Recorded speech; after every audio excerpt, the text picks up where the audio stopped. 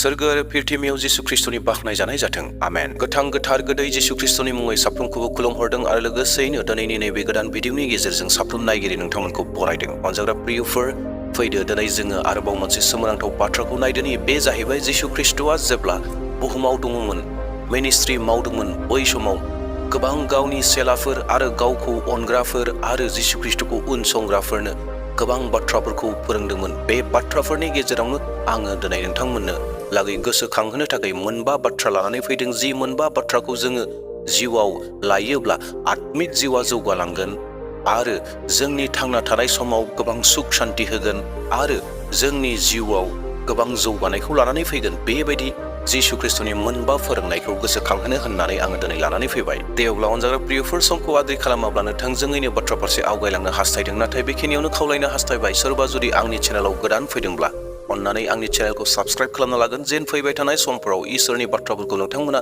बेबायदिनो मोनबाय थानो हायो। आरो लोगोसेयैनो नोंथाङा सानोब्ला बे भिडिअनि बाथ्राफोरखौ गुबुनाबो मोनथिनांगौ होननानै, अब्लाना नोंथाङा बे भिडिअखौ गुबुननो शेयार खालामगोन। आरो लोगोसेयैनो नोंथाङा नायनानै बे भिडिअखौ मोजां मोनदोंब्ला आरो बेनिफ्राय माबा मोनसे सोलोंनो हादों होननानै सानदोंब्ला नोंथाङा मोनसे लाइक होनानै होगोन।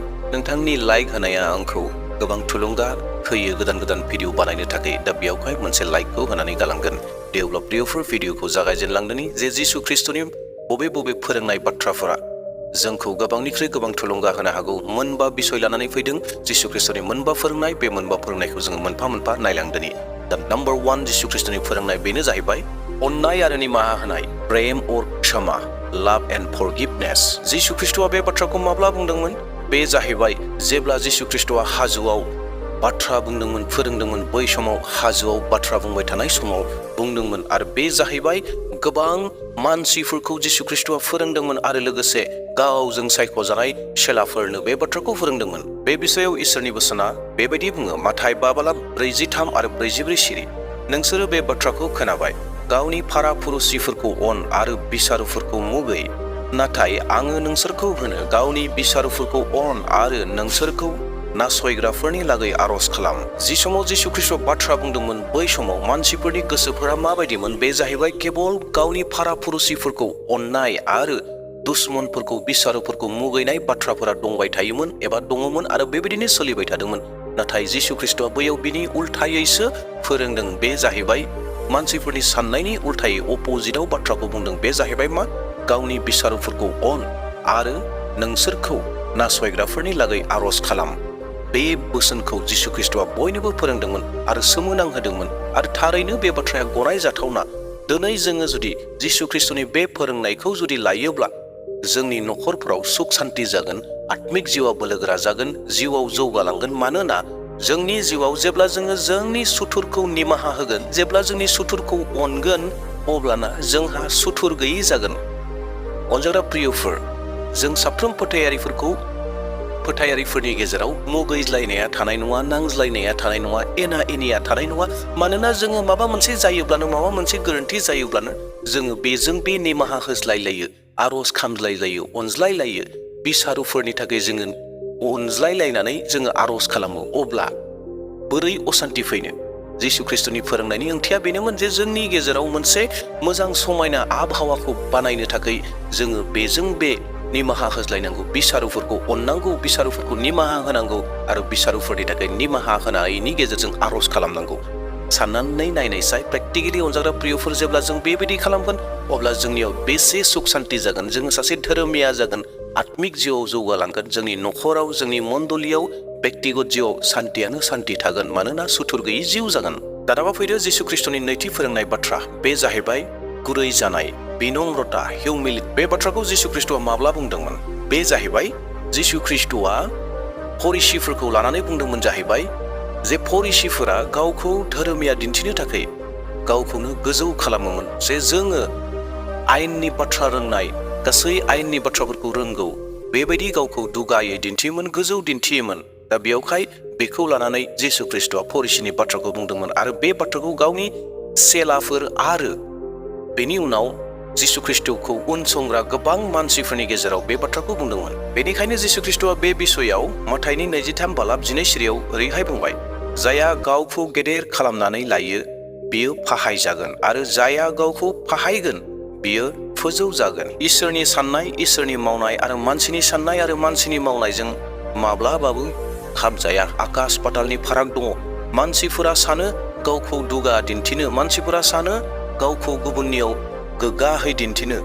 बेबायदि मानसिनि आखल आखु आरो बेबायदिनो गोबां मानसिफोर, गोबां फोथायारिफोर जोंनि गेजेराव दं। नाथाय जिसु ख्रीष्टआ जोंखौ मा फोरोंदों? जायहा गावखौ गेदेर खालामनानै लायो बियो फाहायजागोन, आरो जायहा गावखौ फाहायगोन बियो फोजौजागोन। जायहा गावखौ नम्र खालामगोन, जायहा गावखौ दद्र खालामगोन, बे मानसियासो फोजौजागोन होननानै जिसु ख्रीष्टआ बै समाव फोरोंदोंमोन। बे बाथ्राखौ बुजिसिननो थाखाय जोङो ओरैहाय प्रेक्टिकेलि नायोब्ला बुजिसिनगोन नामा? बे जाहैबाय, हमनानै लादो सासे फोरोंगिरि दङ। बे फोरोंगिरिनि खाथियाव सासे बेक्ति, गामिनि जाम्बा मानसिया थांदों आरो बे गावखौनो दुगा दिन्थिदों जे गावबो सासे फोरोंगिरि बायदि। दा बे फोरोंगिरि बायदि दिन्थिनायाव फोरोंगिरिनि नोजोराव बे मानसिया माबायदि नुजागोन? फोरोंगिरिनि नोजोराव बै मानसिया जाम्बा नुजासिगोन, मानोना बियो गावखौ दुगा खालामदों, गावखौ गोरा खालामदों, फोरोंगिरिनि सायाव थांनो नागिरदों। दा बेयावहाय फोरोंगिरिनि नोजोराव बे मानसिया जाम्बा नुजागोन। थिग बेबायदिनो जोंखौ दिनै जिसु ख्रीष्टआ मा फोरोंदों? बे जाहैबाय, जायहा नम्र जागोन, जायहा गुरै जागोन, बेखौसो फोजौगोन, बेसो गोजौ जागोन होननानै जिसु ख्रीष्टआ फोरोंदों।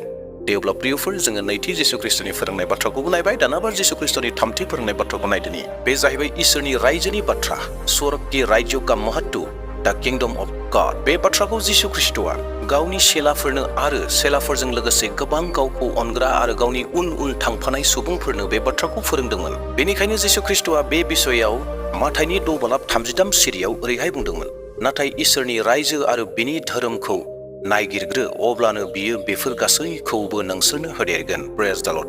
अनजाग्रा प्रियफोर, जिसु ख्रीष्टआ जेब्ला पृथ्वीयाव दङमोन, बेफोर बोसोनफोरखौ होदोंमोन। बै समाव मानसिफोरनि गोसोफोरा ओरैबायदि जाबायमोन, मानसिफोरा ओरैबायदि दङमोन, जेरावहाय मानसिफोरा केवल गावनिखौल' सानग्रा, गावनि जानाय लोंनायखौ, गावनि गाननाय जोमनायखौ सिन्ता खालामनाय। बेफोरखौ सिन्ता खालामै खालामै, बेफोर खामानिखौ मावै मावै, इसोरनो जि सम होनांगौ, इसोरनि रायजोखौ नागिरग्रोनांगौ, बेफोर खामानिखौ मावालाबानो केवल गावनि जानाय लोंनायखौ सिन्ता खालामनानै समखौ हगारदोंमोन। बेनिखायनो जिसु ख्रीष्टआ गोबां बाथ्रा बुंनायनि गेजेरजों बै सुबुंफोरखौ मोनथिहोदोंमोन, गोसोखांहोदोंमोन।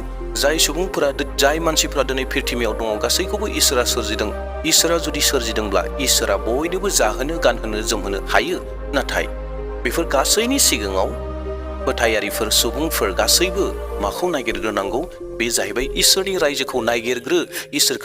इसोरनि रायजोखौ नागिरग्रोनायनि उनाव बेफोर गासैखौ होदेरनाय जागोन, एबा बेफोर गासैखौ होगोन। बे जाहैबाय जोंनि गाननाय जोमनाय, थाखा फैसा, मान सन्मान, जा नांगौ बेफोर गासैखौ इसोरा जोंनो होगोन। नाथाय बेनि आवगायाव माखौ नागिरग्रोनांगौ? बे जाहैबाय इसोरनि रायजोखौ नागिरग्रोनांगौ होननानै जिसु ख्रीष्टआ बै समाव फोरोंदोंमोन, आरो दिनैबो बे बाथ्राखौ जोंनो लागै फोरोंगासिनो दङ।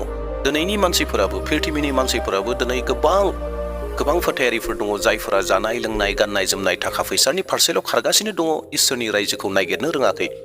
दा बैफोरबायदि फोथायारिफोर, बैफोरबायदि सुबुंफोरखौ जिसु ख्रीष्टआ दिनैबो बुंदों जे इसोरनि रायजोखौ नागिरग्रो, बिनि उनाव गासैखौबो होगोन। जानाय लोंनाय होगोन, गाननाय जोमनाय होगोन, धोन दौलद होगोन, न' बां होगोन, गासैखौबो होगोन।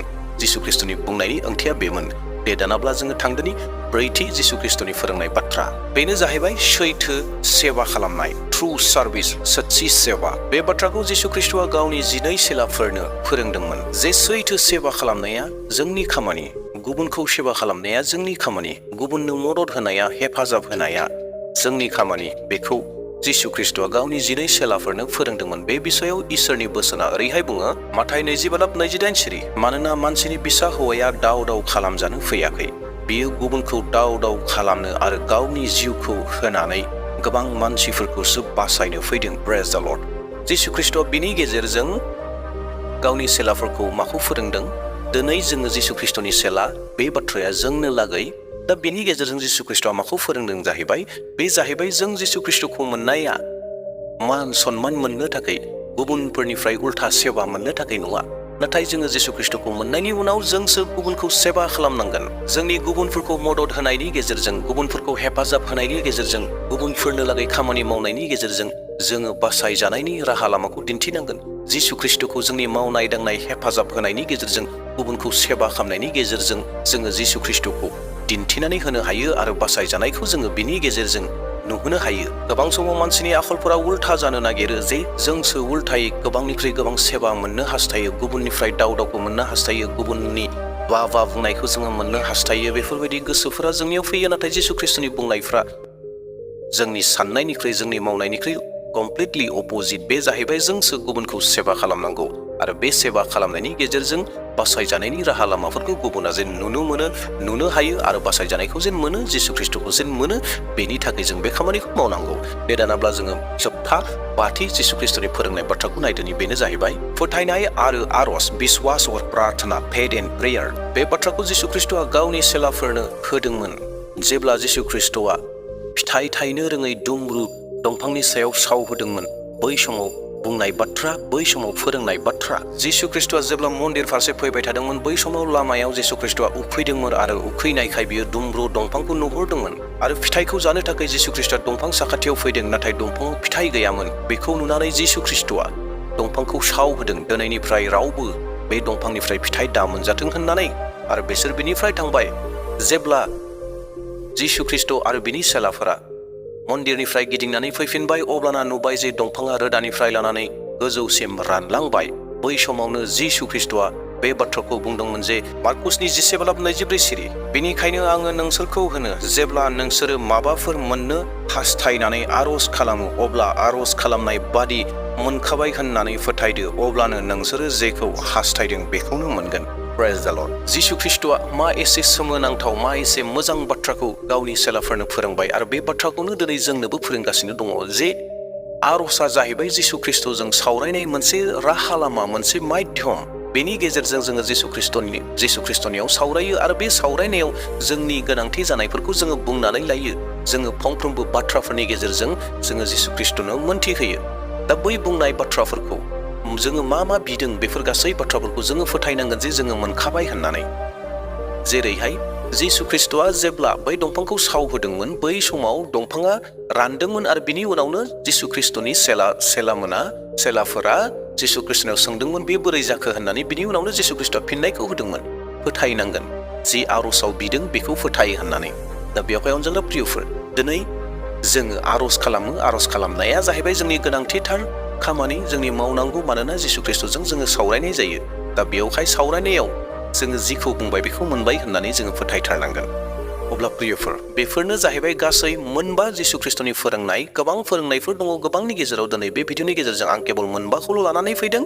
आरो बे मोनबा बाथ्राफोरखौ जेब्ला जोङो जिउआव लागोन, जों जेब्ला गोसोखांबाय थागोन, जेब्ला जोङो फल' खालामगोन, गोबां जोंनि न'खराव, बेक्तिगत जिउआव, आत्मिक जिउ जौगालांनायाव, मोदोम लानानै जौगालांनायाव, गासै फारसेयावबो जिसु ख्रिस्टआ जोंनो हेफाजाब होगोन आरो जोंखौ मदद खालामगोन आरो जोंखौ फोरोंबाय थाबावगोन आरो आशीर्बाद होगोन। दे अब्ला प्रियफोर, नोंथांमोना बे भिडिअखौ नायनायनि गेजेरजों एसेब्लाबो आशीर्बाद एबा आइडियाफोरखौ मोनदों, आरो लोगोसे नोंथांमोनाबो बे भिडिअनि बाथ्राफोरखौ आरो बाइबेल सिरिफोरखौ लानानै नोंथांमोना गावनोबो देहेन खालामगोन, गोबां आशीर्बाद मोनबावगोन। इयुननि समाव मोनसे गोदान भिडिअ लाना फैफिनबावसिगोन। दिनैनि थाखाय बेसेयावनो दोनथ'नोसै। प्रेज द लर्ड, हालेलुया, जय मसीह, बयहाबो सुख सान्ति जाथोंसै होननानै आंनि भिडिअखौ बेसेयावनो दोनथ'बाय। Thank you.